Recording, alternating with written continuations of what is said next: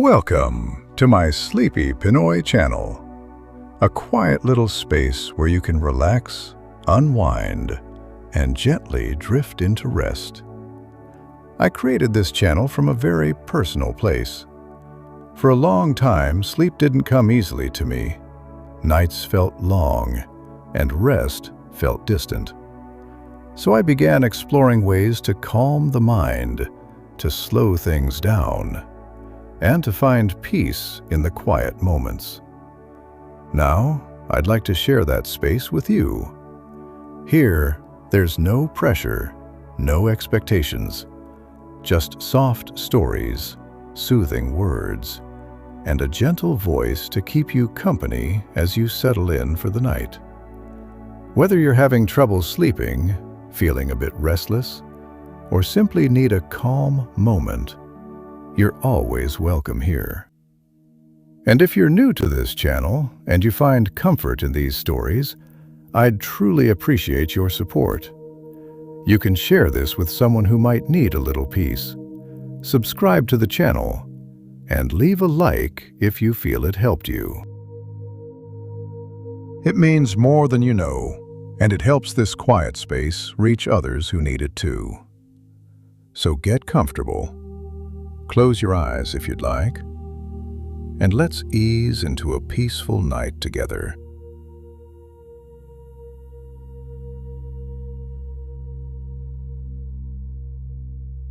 Take a slow breath in, and gently let it go. Tonight we drift back to a quieter Philippines, to a time when evenings were lit by lanterns and love was spoken in glances more than words. In the small town of Calamba, where the breeze carried the scent of damp earth and blooming sampaguita, a young boy named José grew up in a house filled with books, discipline, and quiet dreams. He was not like the other boys. While they ran through fields, laughing loudly beneath the sun, José often sat beneath a tree, reading or sketching, or simply watching the world as though it were a story waiting to be written.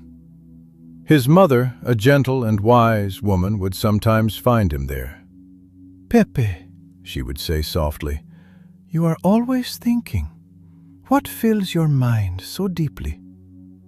and the boy would smile just a little. "Stories, Nanay, and the people inside them." Not far from his world, in another household filled with warmth and tradition, lived a young woman named Segunda. She was graceful, with eyes that seemed to hold quiet laughter, and a kindness that made others feel at ease without effort. Her family was well respected, rooted in values of honor and gentle propriety. But Segunda, like José, carried a quiet curiosity about the world. Their paths crossed on a soft evening in Manila. There was a gathering, a social visit between families, where laughter floated lightly through open windows and candles flickered in rhythm with the night breeze. José had not planned to stay long. He stood quietly at the edge of the room, observing, as he always did, until he saw her. Segunda stood near a window, the faint glow of lantern light resting gently on her face. She wasn't speaking, just listening, smiling softly at the conversation around her. And in that stillness, José felt something unfamiliar. Not the curiosity of a scholar, nor the imagination of a writer, but something softer, something warmer. He hesitated. Then slowly, he walked toward her. "Good evening," he said, his voice calm but slightly unsure. Segunda turned, her eyes meeting his. "Good evening," she replied gently. There was a pause, not uncomfortable, but full. "Do you enjoy gatherings like this?" José asked. Segunda smiled faintly. "I enjoy observing them," she said. "Sometimes it feels like everyone is performing." José let out a quiet breath, almost a laugh. "Yes," he said, "I feel the same." And in that simple exchange, something began. The evening passed quietly, but to José, it felt different from all others.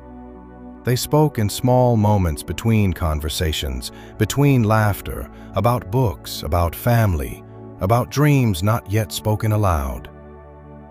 In the days that followed, her presence lingered in his thoughts. He would sit beneath his usual tree, but now he wasn't alone. Not truly, because in his mind, Segunda sat beside him, smiling, listening, understanding. They met again and again, always in the presence of others, always within the careful boundaries of their time. But their connection grew quietly, like roots beneath the soil. One afternoon, as golden light stretched across the garden, José gathered the courage to speak more openly. Segunda, he said softly, have you ever felt that some moments are meant to stay with us? She looked at him thoughtfully. Yes, she replied. I think those are the moments that become part of who we are. José nodded. And do you think people can become like that too? There was a stillness, a gentle understanding. Yes, she said. Some people remain with us, even when they are far away. In another life, perhaps their story would have been simple, but the world they lived in was guided by expectation, by family decisions, by paths already arranged. José soon learned that Segunda was promised to another. The news did not arrive loudly. It came softly, like a distant echo. That evening, he sat alone. The sky above him stretched endlessly, filled with quiet stars. He closed his eyes and let himself feel it fully. Not bitterness, not anger, but a quiet sadness and a deep gratitude. Because some loves are not meant to be held, but to be remembered. And so, when they met again, José did not speak of sorrow. Instead, he smiled. I think, he said gently, that some stories are not meant to be long, but meaningful. Segunda's eyes softened. Yes, she said, and that does not make them any less beautiful. They stood there in peaceful understanding. No regret, no longing that needed to be fixed, only quiet acceptance. In this telling, their story does not end in loss, but in something softer. Years would pass, José would travel, write, and become a voice for his people. And in quiet moments, he would remember, not with pain, but with warmth. And Segunda would carry that same memory, like a small light, steady and gentle. Because their love, though brief, was real. And sometimes, that is enough.